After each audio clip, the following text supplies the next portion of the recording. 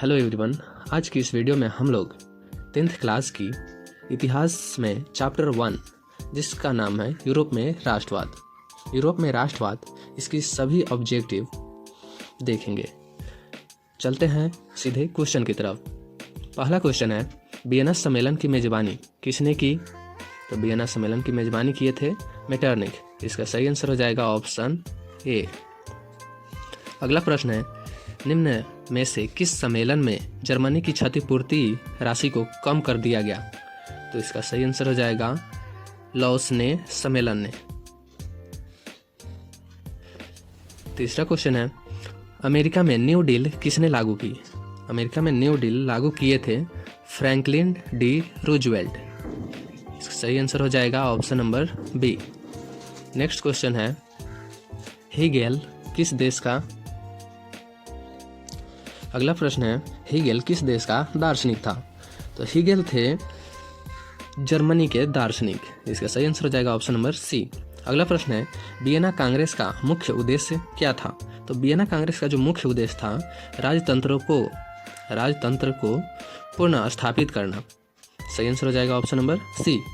अगला प्रश्न है, सिकंदर कहाँ का निवासी था? तो सिकंदर थे यूनान के निवासी। फ्रांसीसी क्रांति कब हुई? फ्रांसीसी क्रांति हुआ था 1789 ईस्वी में। राष्ट्रीय आंदोलन का केंद्र जेना विश्वविद्यालय कहाँ स्थित है? तो जेना विश्वविद्यालय जो है जर्मनी में अवस्थित है।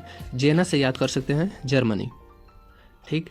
अगला प्रश्न है, कोसुत का संबंध किस देश से है? तो कोसुत जो है तो वो है हंगरी में। अगला प्रश्न है, इटली तथा जर्मनी वर्तमान में किस महादेश के अंदर आते हैं?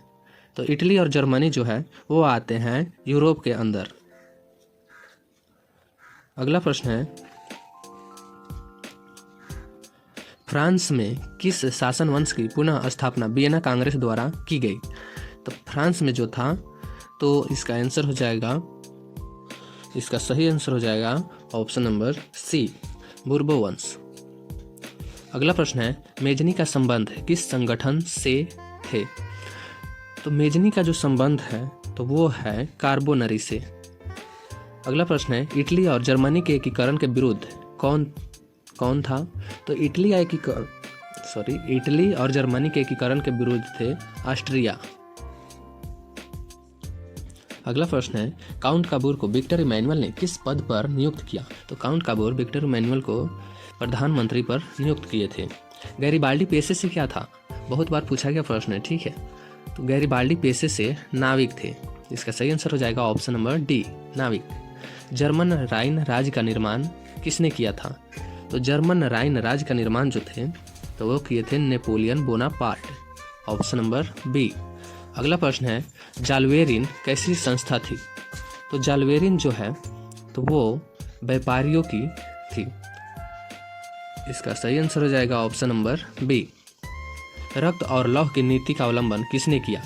तो रक्त और लौह की नीति किसने अपनाए थे? तो ये अपनाए थे बिस्मार्क ने। फ्रैंकफर्ट की संधि कब हुई?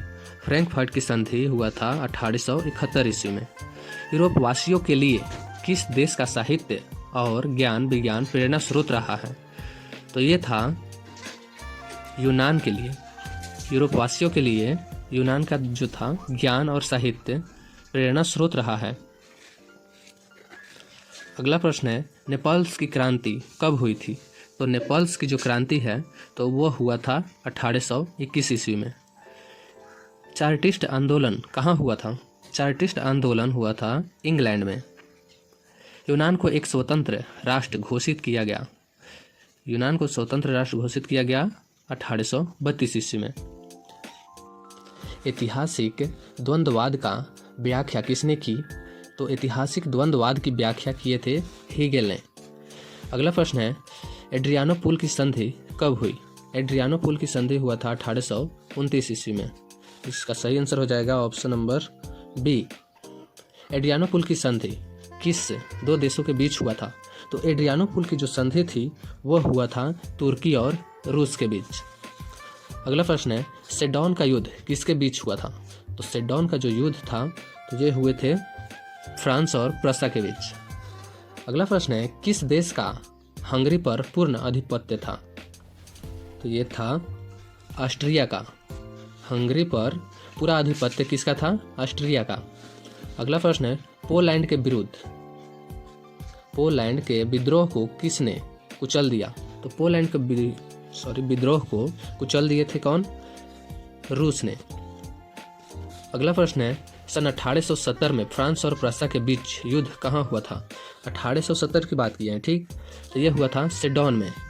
अगला प्रश्न है, किस युद्ध के बाद जर्मनी का एकीकरण पूरा हुआ? जर्मनी का एकीकरण किस युद्ध के बाद हुआ? तो यह हुआ था सेडोन के युद्ध के बाद। अगला प्रश्न है, यंग यूरोप का संस्थापक कौन था? तो यंग यूरोप का संस्थापक था मेजिनी। इसका सही आंसर हो जाएगा ऑप्शन नंबर ए। यूरोप का मरीज किसे कहा जाता है? यूरोप का मरीज कहा जाता है तुर्की को। वियना कांग्रेस कब हुआ? वियना कांग्रेस हुआ था 1815 ईस्वी में। जर्मनी के एकीकरण का प्रमुख वस्तुकार कौन था? तो जर्मनी के एकीकरण के वस्तुकार थे बिस्मार्क। इटली के एकीकरण में निम्न में से किसका संबंध नहीं है? यहाँ पूछा गया है प्रश्न में, नहीं है, ठीक। तो इटली के एकीकरण में किसका संबंध नहीं है? तो उसमें बिस्मार्क का संबंध नहीं है। 1830 की क्रांति के बाद फ्रांस में किस प्रकार का शासन व्यवस्था स्थापित हुआ? तो वो हुआ संघीय शासन व्यवस्था, यानी साथ रहने की प्रवीणता मिली। अगला प्रश्न है, जर्मनी के एकीकरण के लिए कौन उत्तरदायी था? तो जर्मनी के एकीकरण के लिए उत्तरदायी कौन थे? तो वो थे बिस्मार्क। अगला प्रश्न है, 1871 में कौन सी संधि हुई थी? 1871 में हुआ था फ्रैंकफर्ट की संधि। अगला प्रश्न है, इटली के एकीकरण में किसने योगदान दिया था? ठीक है, यहाँ पर दिया या किया था। तो इटली के एकीकरण में जो था सबसे अहम भूमिका निभाए थे कौन? सभी ने, मेजनी ने भी, इमैनुअल ने, गैरीबाल्डी ने, काउंट काबूर ने भी। अगला प्रश्न है, रॉबर्ट ओवन कहाँ का निवासी था? तो रॉबर्ट ओवन जो थे वो थे ब्रिटेन के।